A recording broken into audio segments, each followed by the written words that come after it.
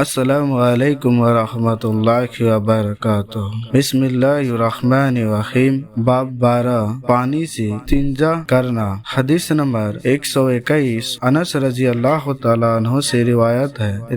انہوں نے فرمایا کہ رسول اللہ صلی اللہ علیہ وسلم جب پخانہ کے لیے نکلتے تو میں اور ایک دوسرا لڑکا اپنے ساتھ پانی کا ایک برتن لے کر جاتے، آپ اس سے استنجا کرتے۔ فائدے: صرف ڈھیلے کا استعمال ہی جائز ہے، اس سے صرف حقیقی گندگی دور ہو جاتی ہے، البتہ پانی کے استعمال سے گندگی اور اس کے نشانات بھی ختم ہو جاتی ہے۔ حدیث نمبر 121 صحیح بخاری۔ السلام علیکم ورحمۃ اللہ وبرکاتہ۔